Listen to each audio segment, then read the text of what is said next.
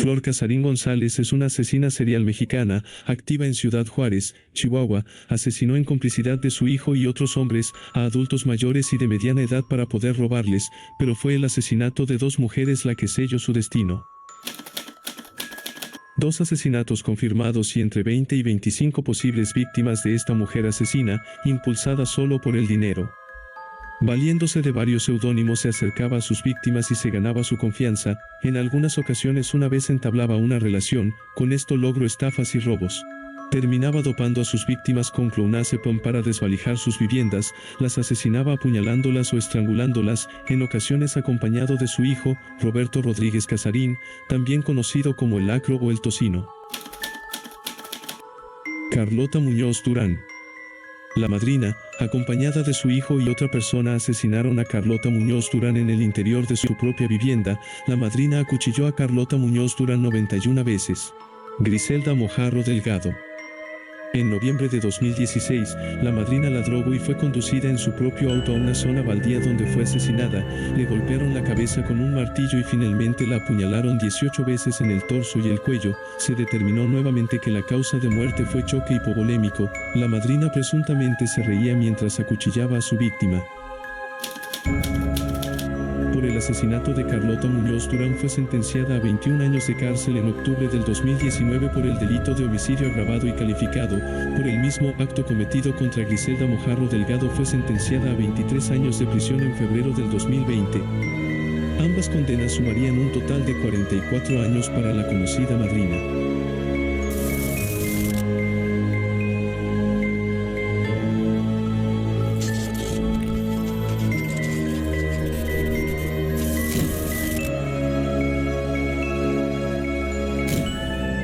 Delfina González Valenzuela era la mayor de las hermanas y la líder del grupo. María del Carmen González Valenzuela. María Luisa González Valenzuela. María de Jesús González Valenzuela, la menor de las hermanas. Estas hermanas liderarían el grupo denominado como las Poquianchis. Es el nombre con el que se conoció a un grupo femenino de asesinas seriales mexicanas, activas entre 1945 y 1964, principalmente en la ciudad de San Francisco del Rincón, Guanajuato y México. Las 4 mujeres eran dueñas de varios burdeles en Guanajuato y Jalisco.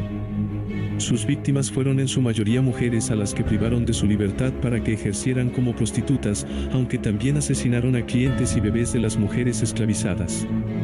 Enterraban los cuerpos de sus víctimas en la ciudad de Purísima del Rincón, Guanajuato, México. Delfina desarrolló un método de secuestro que dejaba mayores ganancias. Acudían a rancherías o pueblos cercanos, donde buscaban a las niñas más bonitas.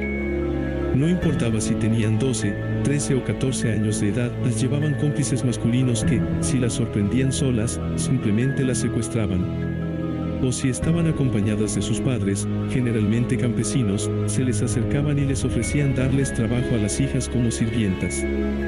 Los padres accedían, las Poquianchis se llevaban a las niñas y de inmediato empezaba su tormento. El número confirmado de víctimas es de 91, pero se cree que pudieron matar a más de 150 personas, entre las que se encuentran adolescentes, bebés y mujeres que ellas consideraban viejas con tan solo 28 años, lo que las convierte en las asesinas seriales más prolíficas registradas en la historia de México. Luego de varios meses que duró el proceso, que consistió en careos e interrogatorios, finalmente Delfina, María de Jesús y María Luisa González Valenzuela fueron acusadas de lenocinio, secuestro y homicidio calificado y recibieron la pena de 40 años de prisión. Sin embargo, 2 de ellas murieron tras las rejas antes de obtener su libertad. María de Carmen fue la primera en morir, en 1949 a consecuencia del cáncer que padecía.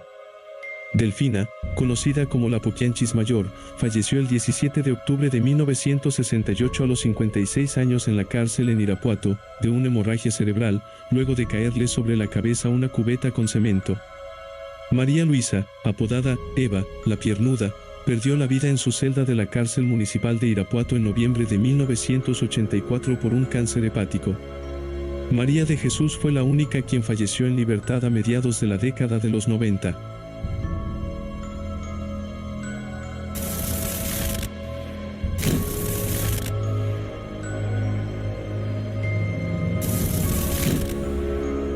Guadalupe Martínez de Bejarán fue una asesina en serie mexicana que a finales del siglo XIX asesinó brutalmente a 3 niñas. La prensa de su época la apodó como la temible Bejarano o la mujer verdugo. Es uno de los primeros asesinos seriales de la historia de México. Se presumía que fue como la primera asesina en serie femenina de la que se tiene registro en México.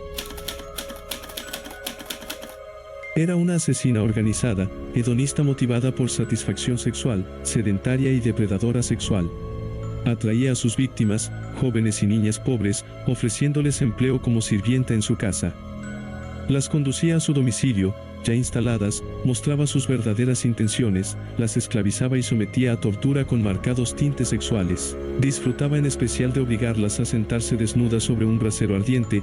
También solía colgarlas desnudas por las muñecas, con una cuerda que iba al techo, las suspendía y entonces las flagelaba con un látigo para arrear ganado. Finalmente, las dejaba morir de hambre. Casimira Juárez, niña asesinada en 1887, fue el primer crimen conocido de la Bejarano. Fue aprehendida y condenada por este crimen, pero la débil legislación penal de la época tan solo la condenó a unos cuantos años de prisión. Guadalupe y Crescencia Pineda fueron 2 hermanas asesinadas en 1892. Bejarano acababa de salir de prisión, tras tan solo haber pasado 5 años en prisión. La policía detuvo a Guadalupe tras varias denuncias que hablaban sobre posibles personas secuestradas y torturadas en su casa. Pero ya era tarde, las hermanas Pineda estaban muertas tras semanas o quizás meses de abuso. Al final de cuentas fue su propio hijo quien la hundió al identificarla como la responsable de los secuestros, vejaciones y muertes de las niñas. La Bejarano se defendió culpando de todo a su hijo, pero no la creyeron. La indignación pública pedía pena de muerte para la mujer verdugo. Sin embargo, fue sentenciada a la risible condena de 10 años con 8 meses. Aurelio Bejarano también fue condenado a 2 años de prisión por su pasividad ante los hechos. Guadalupe Martínez fue recluida en la cárcel de Belén para mujeres. Su reclusión la pasó en solitario ante la amenaza que representaban las demás reclusas, quienes la aborrecían por sus terribles crímenes, donde murió por causas naturales antes de que su condena se cumpliera.